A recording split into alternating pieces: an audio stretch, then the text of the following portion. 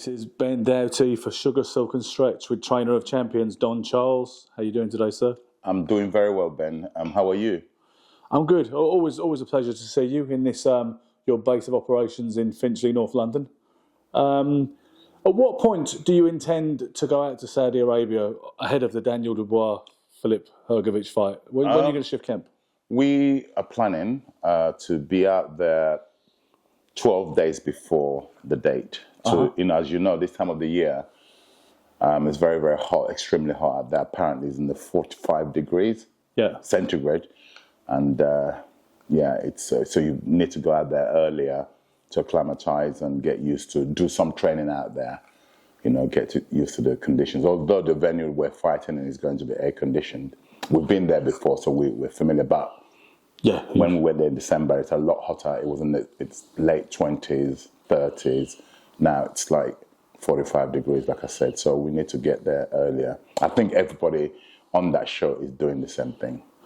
So if you'd have had your way, as far as you're concerned, if justice had been served last year when Daniel fought Usyk, then the Fury-Usyk big unification undisputed fight wouldn't be happening because Daniel would actually be a champion.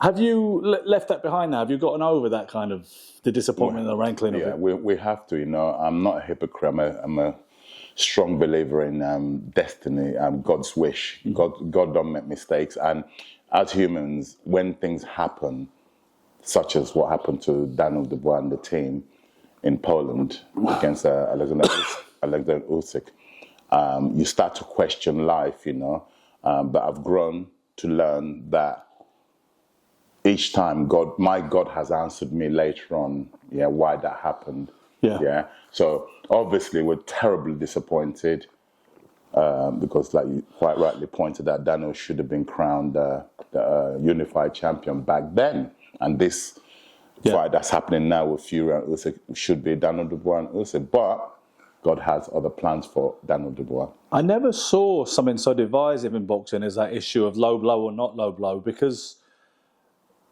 a lot of people, certainly Michael Olajide, my illustrious colleague, felt it was absolutely cut and dried. It's on the belt, it's not below the belt. End of story. Get up or forfeit your championship. But the thing that got me thinking, in the immediate aftermath, when you see on Facebook everybody's putting their two penneth in, Alec Wilkie within half an hour of the fight said, anyone who thinks that wasn't a low blow doesn't know boxing. It doesn't have to be actually in the gonads, as it were, to be low. It can be in the breadbasket. Anything south of the navel, the navel to the hips line, is considered low. I don't necessarily agree with him, but I took it seriously as a man who's been involved in boxing a lot of years. He simply said, if you don't think this is low, you don't know boxing. I imagine you beg to differ. Well, most definitely. I mean, again, it's one of those things. It's not clear cut what the rules are.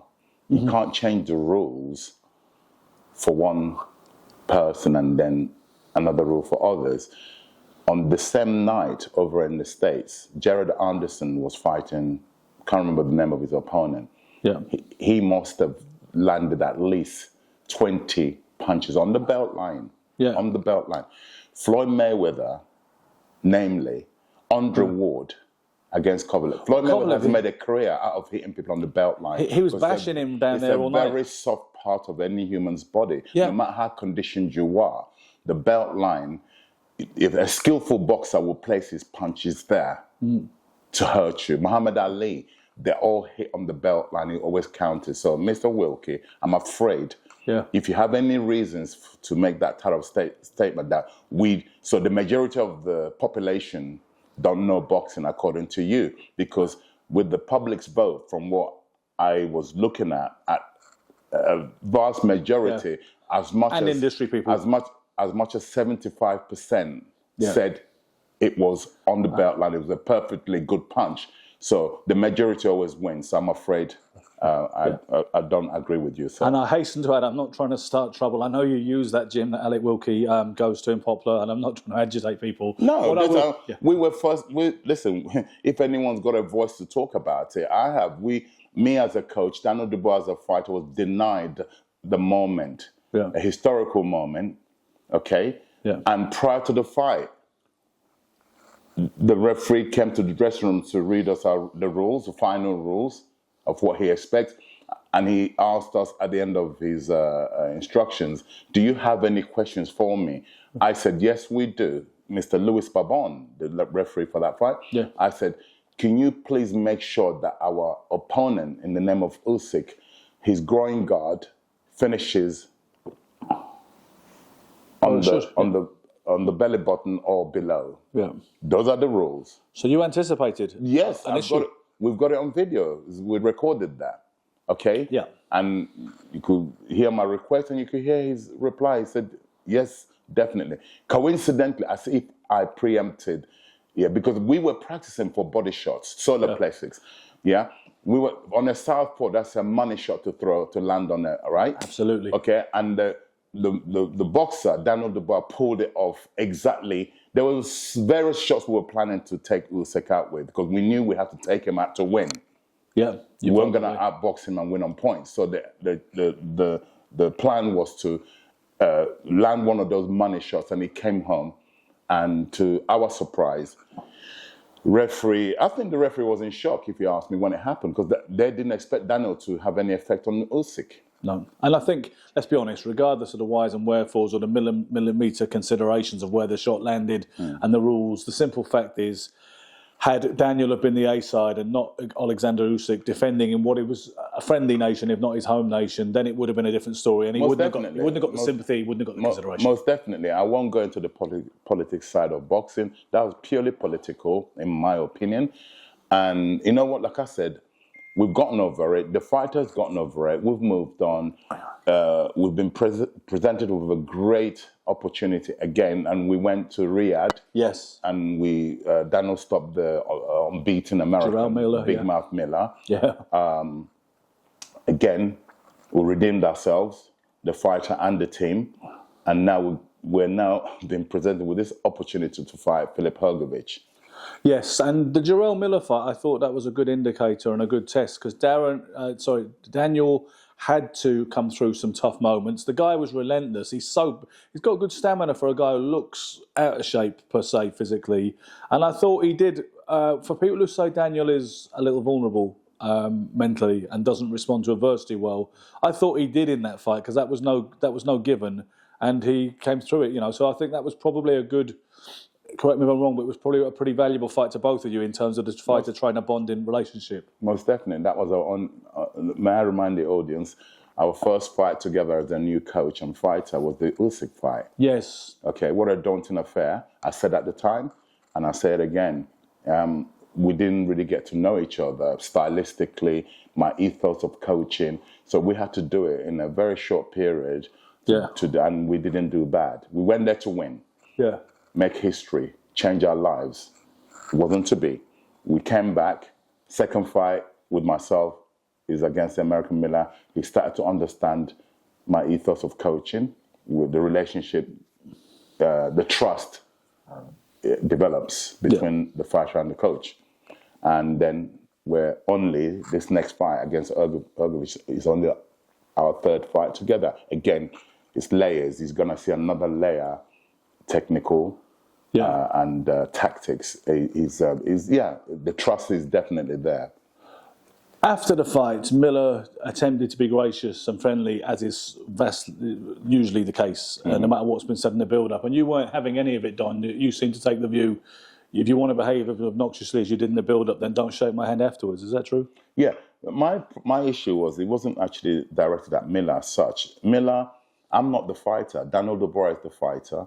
Obviously, I'm there to protect my fighter, to take the attention away from. Miller was, what the people don't know is that all throughout the week of the build-up to that fight, any opportunity Miller, any meetings, gatherings, Miller was at Daniel Dubois, trying to get into his head, absolutely insulting him, calling him some names I will not repeat here. And that was not nice. But what I didn't like, it's okay the fighters.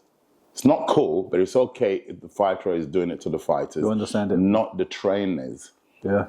Miller's training team, both of his coach, they got involved and shouting abuse at Daniel, and because of their insecurity, they were showing their insecurity. I actually know I knew then, because I've been at this for a long time, we won this fight because you guys are not sure of yourself. You're not confident.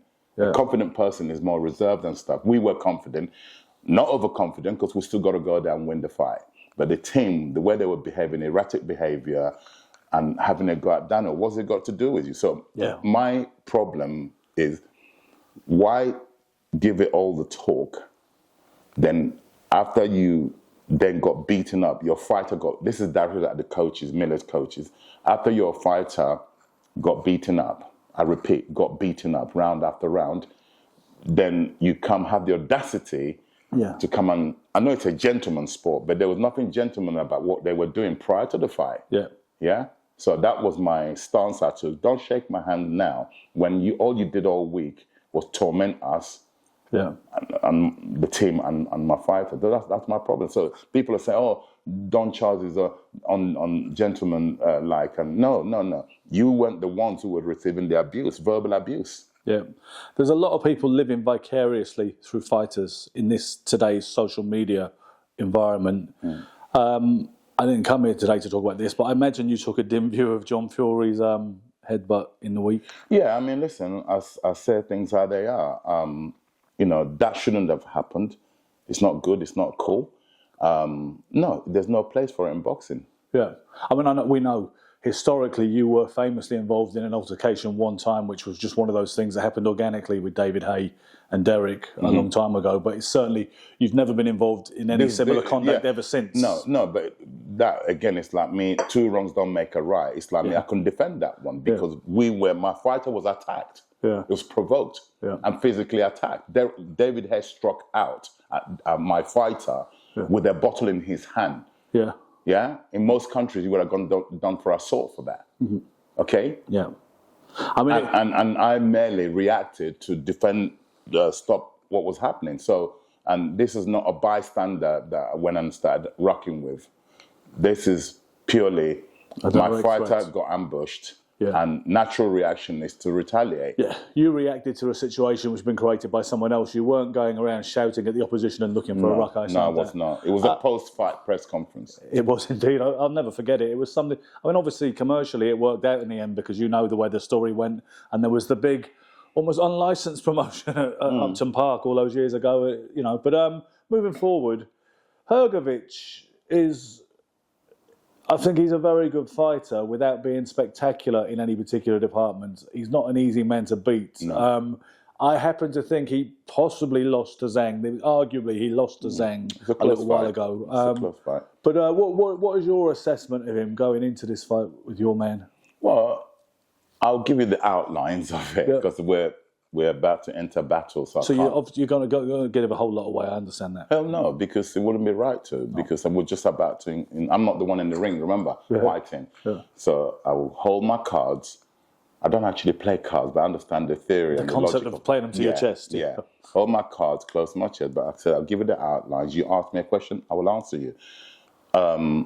He's like Hrgovic models himself on the Klitschko brothers. Yeah.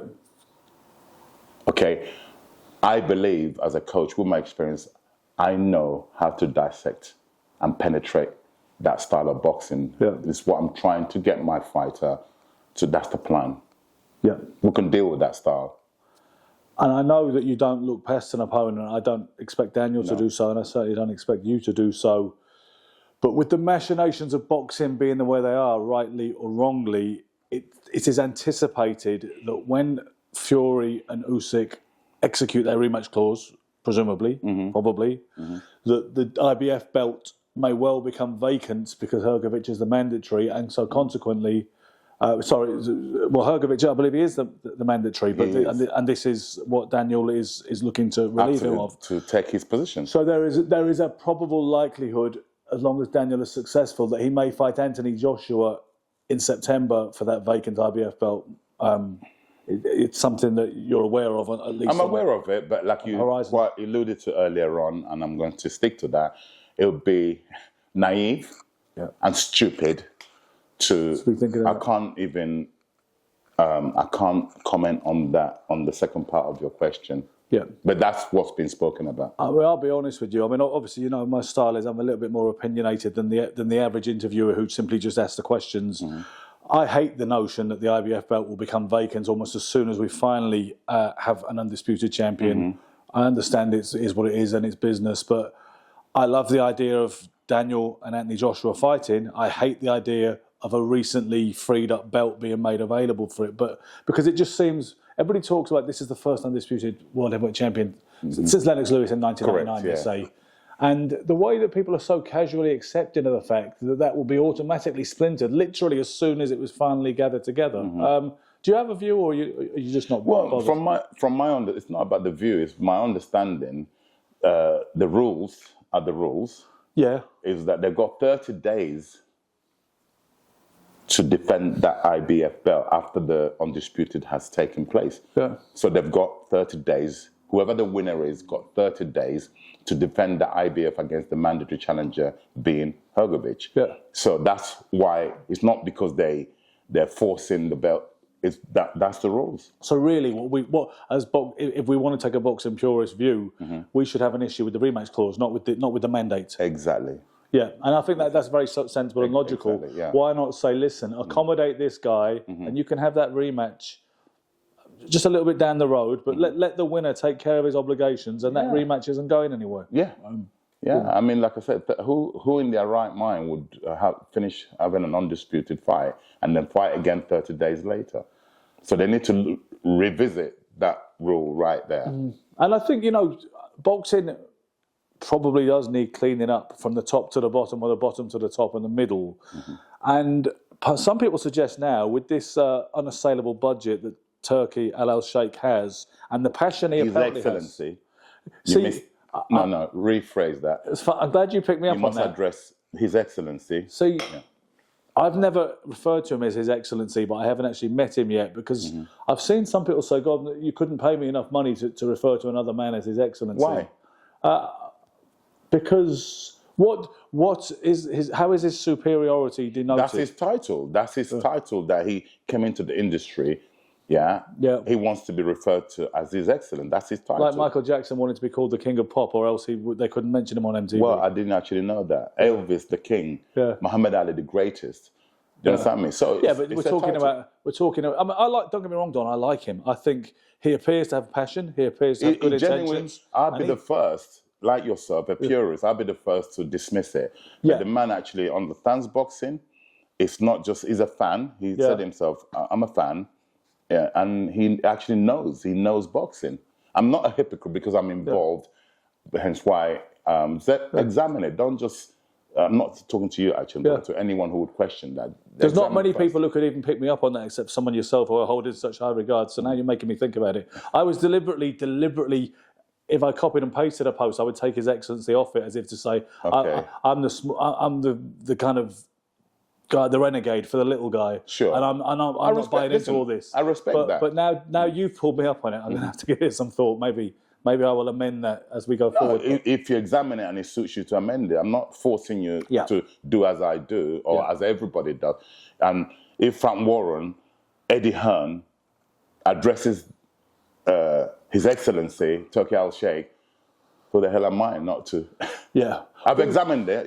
It's not because I follow. I've examined it, and what the guy has done for boxing, damn right, it should be called more than His Excellency, because all these fights that are happening, boxing fans have been starved for years. These fights don't materialize. They get spoken about, but they never materialize. This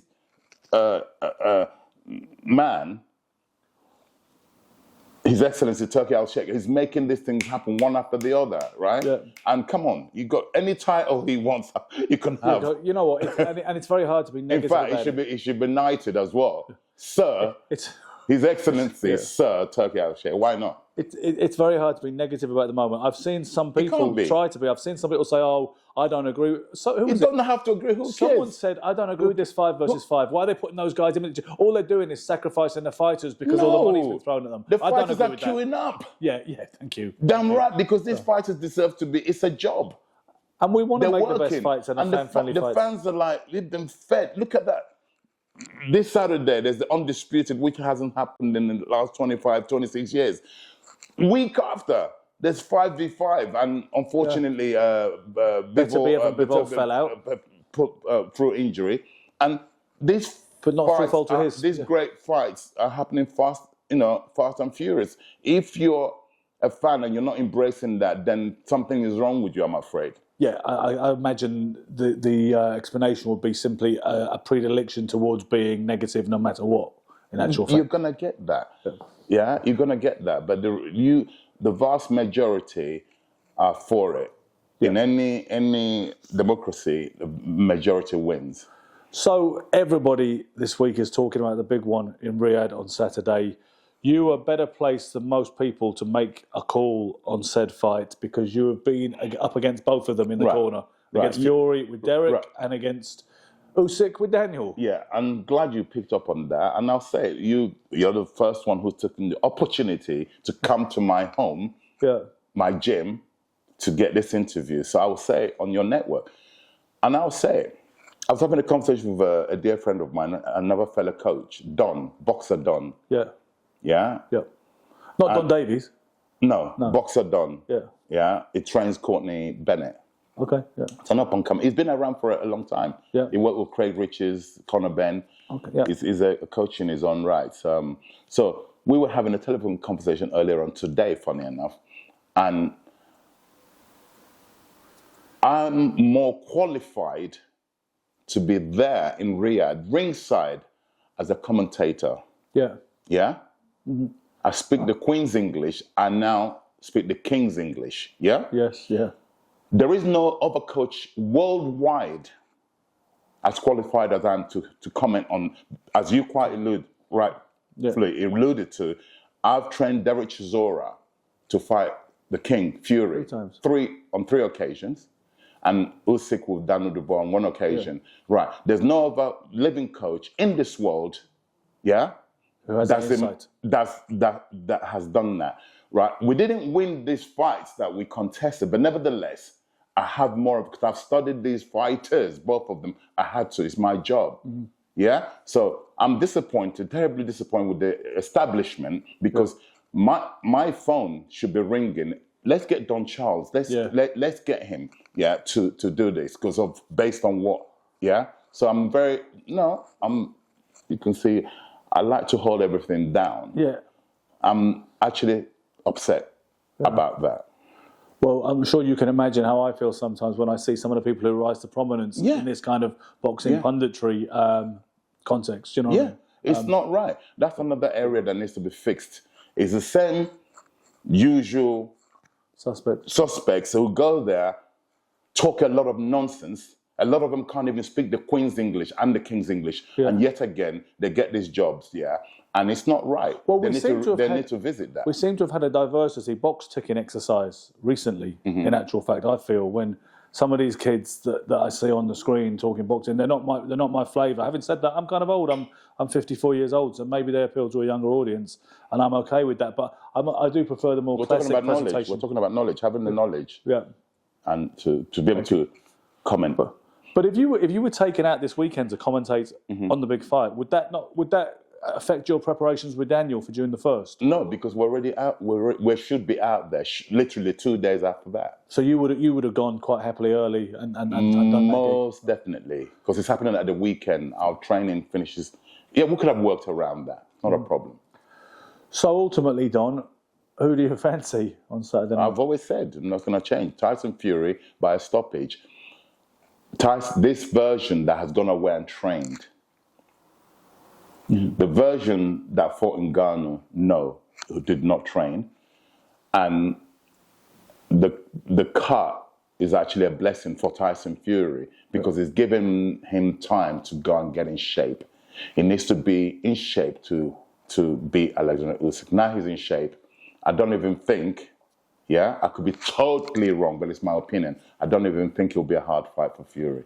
Do you know, a lot of people suggested that the initial postponement, I mean, I don't believe it in any conspiracy theories, but they think the initial postponement was very timely because he wasn't arguably wasn't quite ready for February 17th, but he's good to go now. So it was divine providence at the very least, people feel, you know? Yeah, like I said, things happen that's out of one's hand, and the man got cut. It's happened to me as a coach. My fighter, I spar, he had a head guard on, he got cut. Yeah, Frank Bollioni, that is. Yeah. When we were working together. Yeah, everything was going really well. Then suddenly, bam, he gets cut. These things happen. We can agree that Fury looked absolutely woeful versus Ngannou in October. Yes, he did. A few reasons. He was doing a lot of. He just finished the Netflix thing about him and his family. Life, yeah, so he was engaged with that. He's doing a lot of PR work. Didn't train. He took it for granted that he's fighting an MMA guy. Yeah, and a lot of the things he came out of shape. A lot of the things that normally would get Fury the victory weren't working. I.e., he likes to tie you up. Yeah. He attempted to hold Ngannou. Ngannou shrugged him off like nothing. He thought, oh my God. So he's taken away one of the things Fury uses to nullify people's attacks. And then it was just down to boxing and not being in the condition. Whereas Ngannou was at a chance in a lifetime. He'd done everything in preparation, and he came up for him. And I still made Fury the winner. It's not what we wanted, the purists wanted to see from Fury. No. He still managed on points. Yeah.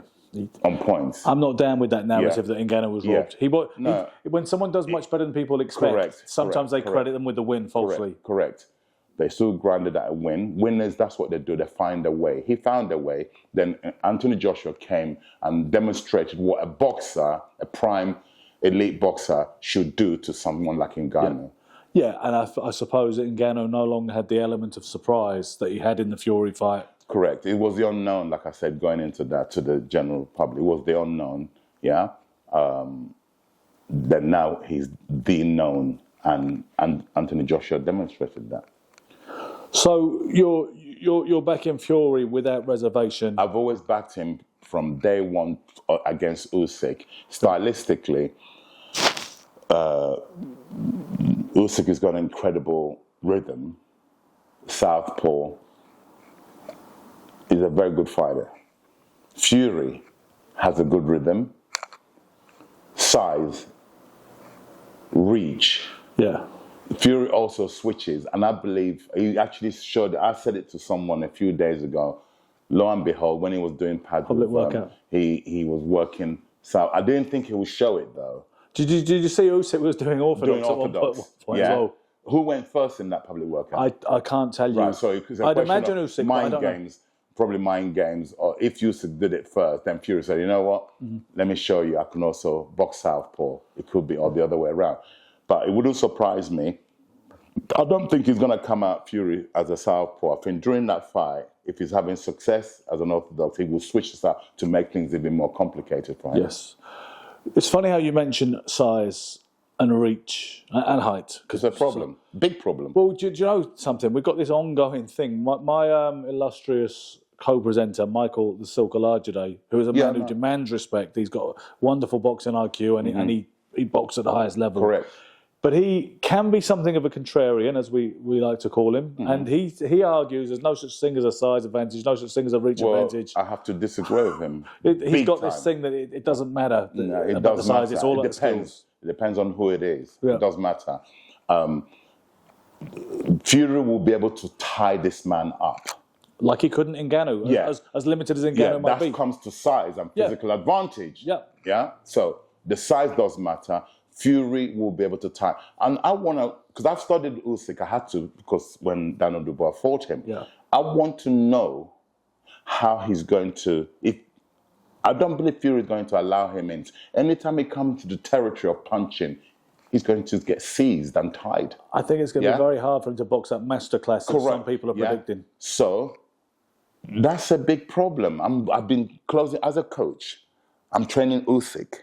How do I negate my way into range to land a significant punch on Fury? I can't get my head around it. Some people say as an argument for him that he's pretty much the same size as Muhammad Ali with the same kind of physicalities as he had in his prime. You know, he weighs the same at least. Correct. Perhaps not organically, but he does now. And he's the same height and he has the same reach. Yeah. Where does that leave us, I wonder? It still leads to me that Fury is an extraordinary boxer, extraordinary big man boxer. For a big man who can do what he does, big guys don't normally do what Fury can do. Yeah. Yeah? Yeah. And in every department, I'm not writing Mr. Usyk off, of course not. No. Yeah? I think he's an elite, his record speaks for itself, his achievements speaks for itself. Yeah? I respect the man before we fought him. I still respect him after Daniel Dubois fought him. All I don't respect is that he's a cheat. Yeah? I don't respect that. Yeah. Yeah? I respect him you think he milked it? It's called cheating. It's not called milking. It's cheating. Yeah? Yeah. You're never difficult for a soundbite, Don. I've got to give you a soundbite. I'll speak the truth. I know. If the truth is, that's my opinion, my feeling. If my truth is a soundbite, then I'll give you 1,000 soundbites. Some people will tell you one thing off camera, and it's cool, and then they'll get on camera and they go all diplomatic. I'm glad that you don't do that. The truth, the whole truth, and nothing but the truth. That's my opinion. How I feel about it. I think he's an exceptional boxer with a high IQ, beautiful rhythm. Yeah? Yeah. But he's a cheat. And that's why you're one of my favourite people in boxing. Don Charles, trainer of champions, thank you very much for making yourself available for Sugar, Silk and Stretch today. We wish you all the best of luck on June the 1st. Thank you. God bless you.